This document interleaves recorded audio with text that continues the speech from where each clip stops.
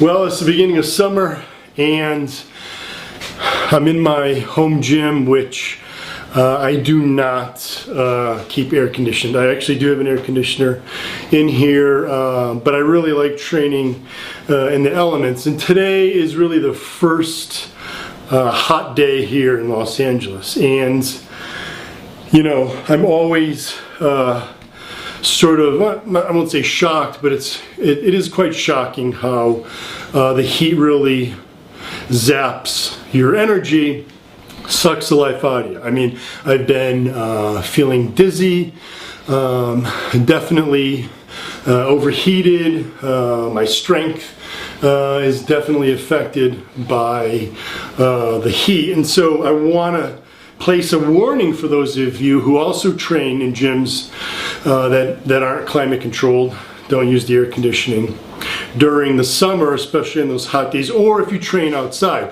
Even runners, you know, a lot of runners run all year in the winter, in the spring, and then the first hot day hits and they're out there and it completely crushes them. So why does the heat affect your body the way it does, and why do you have to be so cautious? Well, you know, few people realize that I don't just study muscle growth and supplements and nutrition. I actually did a lot of work during my doctoral work on environmental medicine, how the body responds to extremes in the environment. Thermal physiology is the study of the way the body reacts to the heat. University of Connecticut, where I did my doctoral work, is one of the most respected labs in thermal physiology. Now, what happens when you train in the heat, and why do you have to be careful? Well, you know, people think when they're out running, it's the sun that's really, you know, sucking the energy out of them. Well, sure, the sun is definitely contributing to the heat, but it's the pure heat. Now, your body has two methods of cooling off. We sweat, and that causes evaporation, and that evaporation on the skin causes that cooling effect.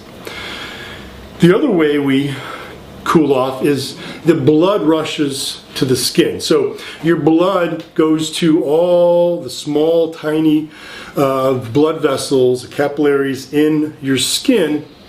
You can't really see it on me because I'm a little too colorful, but and it goes to the skin and really floods the skin. Now, that hot blood basically gets cooled off by the air. So when you're exercising, you have two methods of cooling. Like I said, evaporation, that's the sweat.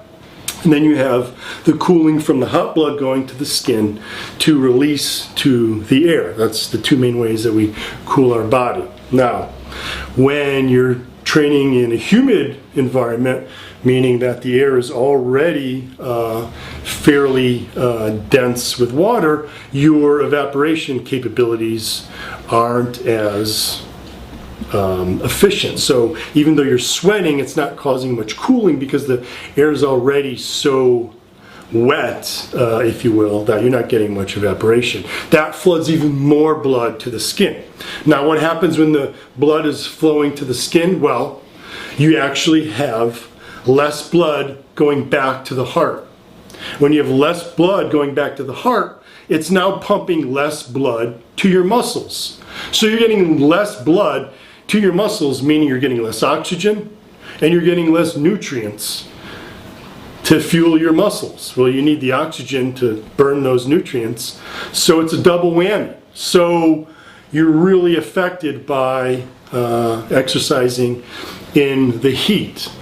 It's, like I said, it's based on blood flow, and this is the main reason why it really sucks the life out of you. So, what do? Well, be cautious, be aware, know the fact that, you know, if this is the first 90+ degree day and you're going to the gym where there's no air conditioning or you're going out for a run, realize this, you're not going to be at your best. Face it, that first day in the heat, you are not going to, so step it down just a bit. Now, I know that's far from me to ever recommend stepping it down. I'm all about getting your ass in the gym and kicking your own ass every single day that you can. But with the heat, it's a little bit different. You gotta allow your body to get acclimatized. So realize that in the summertime, let yourself adapt. It generally takes anywhere from 2, 3, maybe even 4 weeks, depending on the individual, to adapt to the heat. So give yourself that time. The more you train in the heat, the quicker you're going to adapt to it, and then it's just going to be like training at any other temperature. The problem with the heat is you can get a heat illness. Talking about, heat stroke, heat exhaustion. Now, the problem with this is that once you've suffered a heat illness, it actually affects your nervous system, and you're more susceptible to getting a heat illness in the future. So you really want to do your best to avoid pushing yourself too hard in the heat, because once you get that heat illness, and the more severe it is, like heat stroke, that's quite severe, the more it's going to affect you in the future, meaning now you really have to be cautious in the future once you've suffered a heat illness. So avoid heat illness. Like I said, let yourself acclimatize to the heat. Stay well hydrated. It's very important in the summer months to keep hydrated. I generally recommend getting at least a gallon of water per day. But again, before workouts, you want to make sure you're getting a good 20 to 32 ounces in the heat before you exercise. And then you want to be keeping yourself hydrated throughout the workout. Definitely try to get, a drink down, maybe 10 ounces of water every 15 minutes or so. Stay hydrated. And then after, you want to replace the fluid loss that you've had during the workout. So after, you want to get in a good, 32 maybe liter of water at least after the workout. So be smart. Like I said, I'm all for pushing yourself, but look, even the toughest of you out there, you're going to feel the impact from the heat. Let your body acclimatize, play it safe, and then you can kick your own ass. For more great tips like this, check out other videos at jimstoppani.com.